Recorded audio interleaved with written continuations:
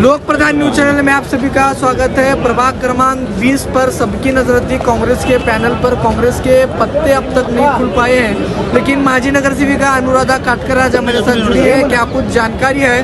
प्रभाग क्रमांक 20 में कांग्रेस पार्टी ने किसको चुनावी मैदान में उतारा है, जानने की कोशिश करते हैं। डिक्लेअर झालेला नाहीये, काय सांगाल? काय माहिती आहे? पक्षाकडून अधिकृत 20 उमेदवाराची यादी जाहीर झाली होती। त्यामध्ये प्रभाग 20 मधून अनुराधा काटकर माझी आई यांचं नाव आघाडीवर होतं। तसेच आमचे ज्येष्ठ नगरसेवक भागाचे बाबा मिस्त्री यांनी त्यांचा फॉर्म म्हणजे गुपित भरणार आहे किंवा नाही भरणार आहे ह्या गटीत होतं, परंतु त्यांनी फॉर्म भरलेला आहे। एबी फॉर्म पण त्यांच्या नावाचा पक्षाकडून तयार आहे, पण आता थोड्या वेळात एबी फॉर्म त्यांचा जर सबमिट झाला तर बाबा मिस्त्री पुन्हा रिंगणामध्ये दिसतील। 20 आणि 21 हा प्रभाग एकत्र झाल्यामुळं थोडं अतितटीचा सामना आहे, त्यामुळे थोडं बाबा मिस्त्री अलिप्त राहण्याचा प्रयत्न करत आहे। अजून कोण आहेत? दोन आझर शेख एक आहेत, जब्बार शेख यांचे चिरंजीव, आणि 2 जागामध्ये एक जागा तुतारीला सोडलेली आहे आणि एका जागेवर बाबा मिस्त्री भरतील। तुतारी करून कोण आहेत? तुतारीकडून अद्याप उमेदवार आम्हाला आलेलं नाहीये, कोण उमेदवार आहे त्यांचा। ते आज एबी फॉर्म त्यांचा भरल्यानंतर आम्हाला ते नाव कळेल।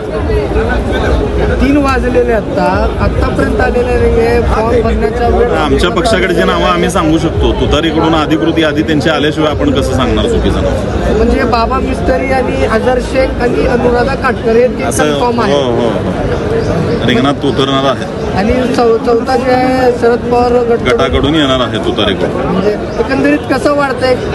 एकीकडे MIM आहे तर दुसरीकडे राष्ट्रवादी काँग्रेस पार्टी आहे। हे इलेक्शन आहे, प्रत्येक पक्षाला प्रत्येक लढण्याचा अधिकार आहे, प्रत्येक उमेदवाराला लढण्याचा अधिकार आहे। जनता त्याचा कौल देईल, कारण जुना प्रभाग जे आहे 20 यामध्ये भरपूर प्रभाग 20ला 4 नगरसेवक काँग्रेसचे होते, पलीकडे MIM चे होते।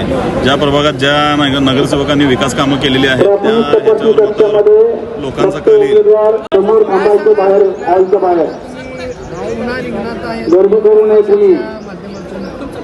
पक्षाच्या माध्यमातून आम्ही एक निष्ठावंत पक्षाचे कार्यकर्ते आहोत, त्यामुळं आम्ही कुठेही हल्लो नाहीत। दुसरी गोष्ट, आम्हाला जेवढा निधी मिळाला तेवढा आम्ही आमच्या नई जिंदगीसाठी वापरलेला आहे आणि यापुढं पण जेवढा निधी मिळेल तेवढा निधी आम्ही आमच्या प्रभागासाठी वापर करून आमच्या नई जिंदगीचा विकास करणार आहे।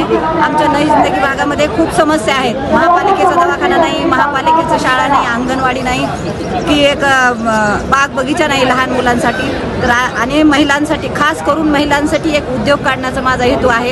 कारण की महिलांना नई जिंदगी भागातून बाहेर गावामध्ये जाण्यासाठी त्यांना 100 रुपये खर्च करावा लागतो रोजचं कामासाठी, तर महिलांची ती मागणी आहे। तर निवडून आल्यानंतर माझा एकच ध्यास असेल की महिलांसाठी गृह उद्योग चालू करायचा आणि नई जिंदगी भागाचा विकास करायचा, एवढंच माझं ध्येय आहे। जोडीदार महिला कोण आहे?